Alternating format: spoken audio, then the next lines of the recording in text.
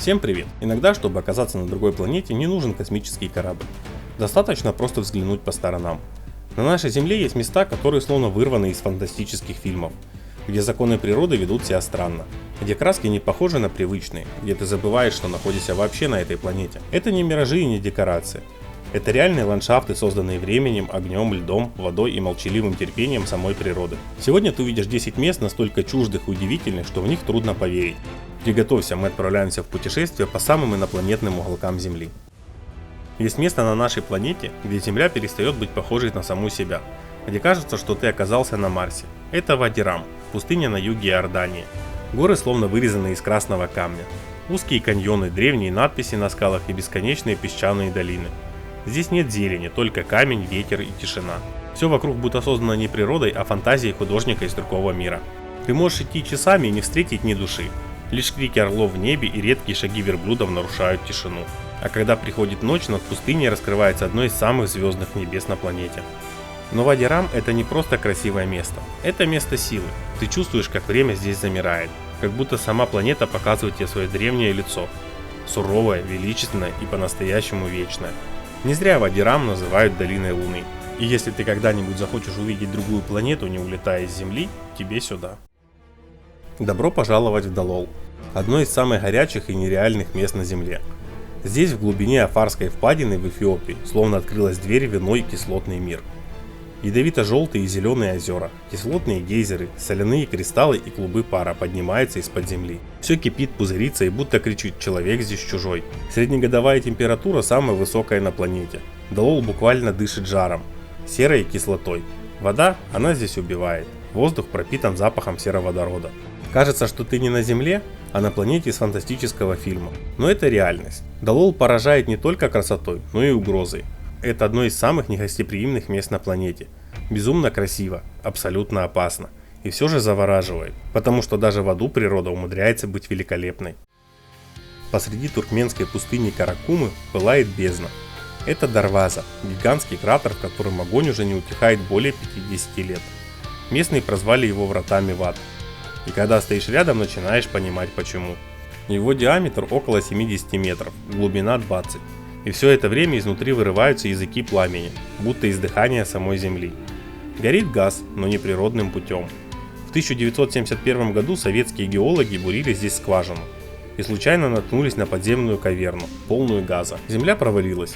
Чтобы избежать отравления метаном, ученые решили поджечь его, полагая, что огонь погаснет через пару дней. Прошло полвека. Сегодня Дарваза не просто ошибка прошлого, а символ. Символ того, как легко пробудить стихию, но как трудно ее остановить. Ночью кратер светится так, будто внутри портал в другую реальность. Страшно, красиво, завораживающе. Это место не похоже ни на что другое на Земле. Салар де Уюни – самое большое соляное плато в мире и, возможно, самое нереальное. Ты идешь по белоснежной пустыне, которая простирается до самого горизонта. Соль хрустит под ногами, солнце ослепляет, а линия горизонта теряется в бесконечности.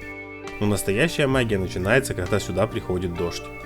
Тонкий слой воды превращается в ландшафт в гигантское зеркало. Небо и земля сливаются в одно, и ты будто паришь в бесконечности. Нет верха, нет низа, только ты и отражение вселенной. Салар де Уюни – это не просто природное чудо, это портал в иную реальность. Здесь можно потерять ощущение времени, пространства и самого себя. Кажется, что ты стоишь не на планете Земля, а где-то между мирами.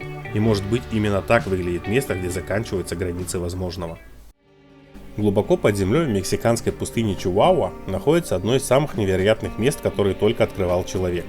Это пещеры Наика, настоящий дворец из кристаллов. Внутри гигантские селенитовые образования, длиной до 12 метров и весом в десятки тонн. Они прозрачны, словно стекло, и сверкают, как будто выкованы из чистого света. Кажется, будто ты оказался внутри огромного кристаллического леса. Но за эту красоту приходится платить. Температура в пещере под 60 градусов, влажность почти 100. Без специального костюма человек проживет там всего несколько минут. Это одно из самых враждебных, но в то же время самых прекрасных мест на Земле. Пещеры Наика будто говорят нам, настоящее чудо не всегда на поверхности. Иногда, чтобы увидеть невозможное, нужно заглянуть в самую жаркую и опасную глубину планеты. На границе Венесуэлы, Бразилии и Гаяны возвышается гигантский каменный столб – гора Рарайма. Ее плоская вершина скрыта в облаках, а отвесные стены поднимаются на километры вверх. Это не просто гора, это остров в небе.